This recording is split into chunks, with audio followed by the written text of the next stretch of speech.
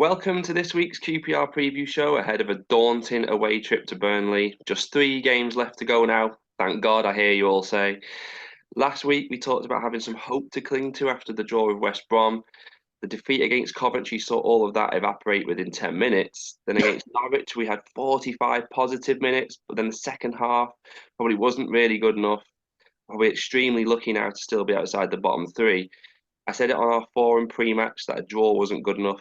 Was it 2 points dropped, Dave, against Norwich? Yeah, definitely points dropped again. I mean, they got themselves in a good position by half time. I thought they were playing all right first half, but just gift it away in the first minute like that. I mean, it was poor from Dieng again, just parrying it out to their forward. He does it so many times now.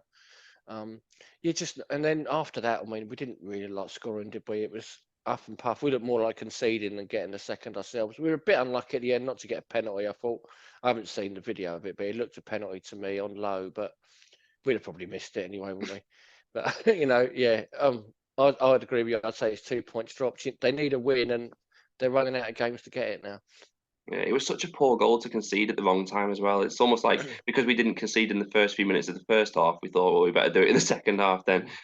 And it kind of meant we didn't have that, we couldn't build that atmosphere, like trying to hold on to something. And it became a bit end to end, which didn't suit us. And a draw was probably a fair result, but it's just frustrating at this time of the season when we need the points. At least it was an improvement on Coventry because that was woeful on Saturday, wasn't it? Yeah, that was atrocious, wasn't it? It was what we feared, really. They had the improvement against West Brom, and it was just back to normal. I don't think we've helped ourselves in the last 2 games, really, the way we've set up. We've been outnumbered in midfield both games. I don't really like the 4-4-2 we're playing. We've made it a bit too easy for the opposition. And, the Coventry game was just a farce. I mean, what was it? 9 minutes they were in front. When you see the first goal back, it was our own throw-in. I don't know how we managed to concede from that, but 3-0 probably flattered us. To be honest, we were awful on the day.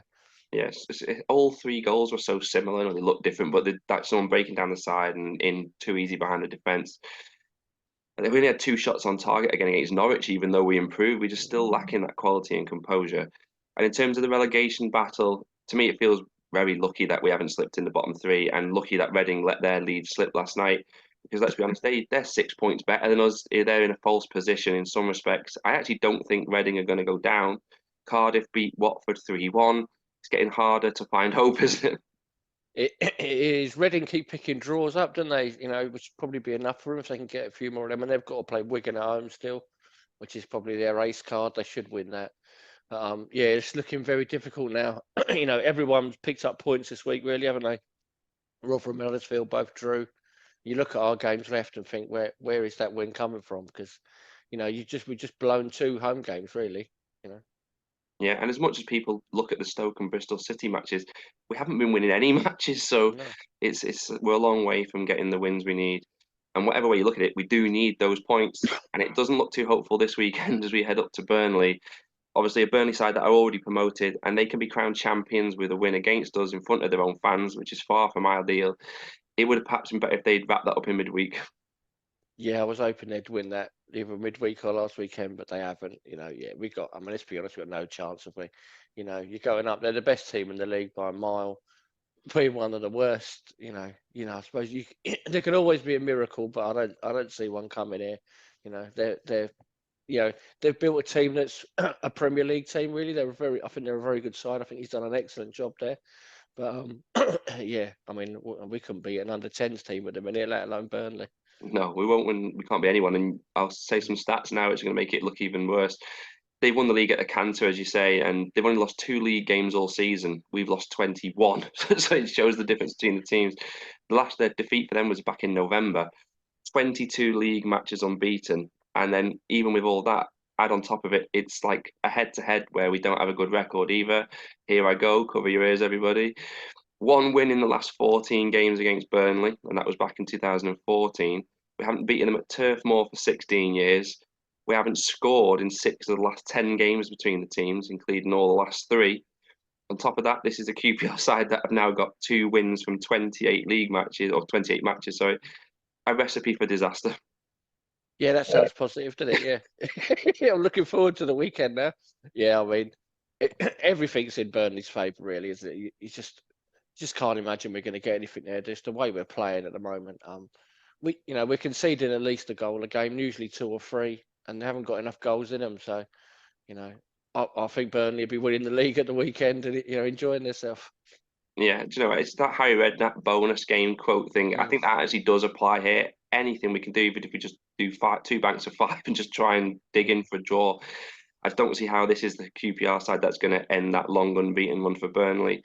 Now, you made the mistake last week of saying Coventry didn't have anything to play for. That upset some of their fans in Yeah. the comments. But it's a genuine question this week, I think. I know Burnley want to be crowned champions in front of their own fans, but they don't really have that much to play for. Will they be throwing themselves into tackles quite as much, for example? They've drawn the last 2, so is their foot off the gas a little bit? Does that give us some hope? Surely your mindset does change a bit when you've achieved it. You've gone up. That's what they wanted to do this year. They've gone up, so they're not going to be full pelt as they have been, but probably don't need to be full pelt to beat us. Unfortunately, yeah, they have dropped. I think them dropping points in the last 2 games doesn't help us because you think Vincent Company's going to be right. We're going to win at home. Don't no mucking about. And they'll probably be at it at the weekend, especially as it's the one they can win the league. But I suppose it's a small glimmer to cling onto, isn't it? We've got to try and cling onto something. Yeah, I'm just clutching at straws and trying to find any positive angle I can find at all. But they probably want to get to 100 points as well, and they need to win the last 3 to do that. So I think we're going to get.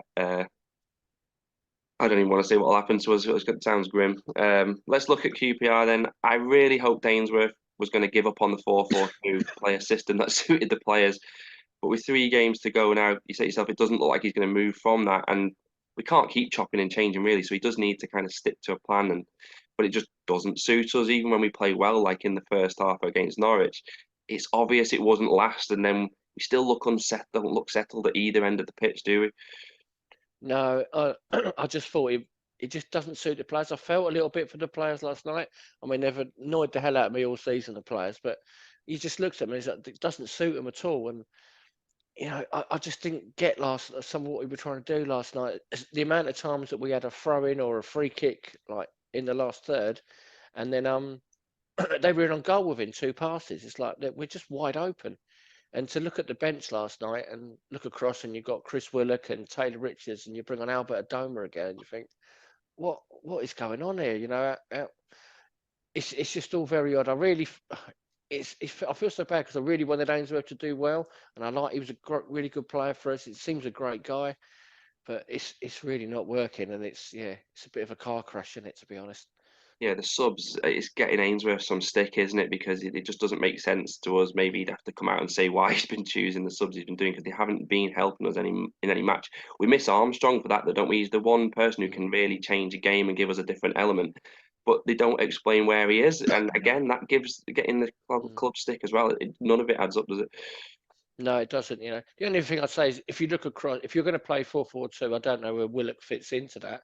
I think when he has come on, he struggled playing as an out-and-out winger. Same with Richards. So I can kind of see what he's doing with Adoma, but it just surely they've got to change what they're doing. It just doesn't work. You've got to you've got to pick a system that suits the players you've got. And you can't look at this squad and go, right, we're going to play 2 big forwards and just knock it long. I don't get it from what we're doing. They made a big thing, didn't they, about the cavalry are coming. I mean, none of them are playing anymore, are they? It's like, well, where are they? I know the cavalry. Jake Clark-Soul to come back lasted an hour. Balogun's already seems his season's gone. Roberts injured in the wall against Coventry. You couldn't make that up, could you? You make a good point about Willock as well. And to me, the fact that if he doesn't come on because the system doesn't suit him, then the system isn't right for QPR, is it? Because he's our best player when he's fit and firing, and yet you can't even bring him off the bench because the style of football doesn't suit him. Well, it's going wrong, isn't it? Yeah, it makes no sense. You need your best players on the pitch. That was the whole thing about the cavalry are coming. The best players are coming back, but you're playing a system now where it doesn't suit any of them, so you can't pick any of them. It's bizarre. Yeah, I mean, I don't want to keep laying into the same player, but I don't know how Chris Martin made it through 90 minutes against Norwich in particular. Did he even touch the ball in the second half? I mean, all the long kicks from Dieng seemed to be aimed at Dykes. He was never in the box and we needed him. I don't understand what he's bringing to the table, and it harks back to that thing we've just been saying of. We've changed our whole style of play almost to try and suit Chris Martin, yet he's not impacting any game. I don't even think it suits him, to be honest. I don't think he's played this way in his career. He's he's a decent target man, but he's never, the two of them up front, they're flicking the ball on to no one because there's no one with pace to run onto it. You know, I don't get it. He was poor again. I thought last night. I feel for him. He's trying, but there's just not a lot there, is there? No, at least one positive was Irogbunan, wasn't it? I feel like if Mm. we're going to survive, we need to see more of the same from him because I know he tired, but he was great in the first half. He was really good first half. He was pressing, winning the ball high up the pitch. He was really good. Thought Amos did okay when he come on again. Need to kind of get them two fit and in the team, I think. But can any of them stay fit? They just don't seem to, like you said about Clark Salter. I thought he did quite well last night, but then he did the usual sit on the floor and go off after an hour. It's like, well, there goes another one for a few weeks. It's like, what is going on there? Yeah, I'd like to see a midfield three, a field sat in between Amos and Irogbunan on either side, the three, then Willock and Chair playing off Dykes. But like we've just been saying, I don't see him changing the formation now, which I think is a mistake. I think it's going to cost us. Gareth Ainsworth, then, he's only picked up 5 points from the first 10 games in charge, lowest since Chris Ramsey, who also got 5. This is a tough question, maybe, but do you think there's already enough resentment growing about him that even if we stay up, his position's already potentially going to be in jeopardy because of how bad we are to watch, how poorly we're performing? Yeah, it's difficult. I think even if we stay up, you just think, oh, do we want to build a team like this for next season? Because that's what we're going to do. He's, if you give him the summer for the transfer window, he is going to build a team to play 4-4-2 or just direct football.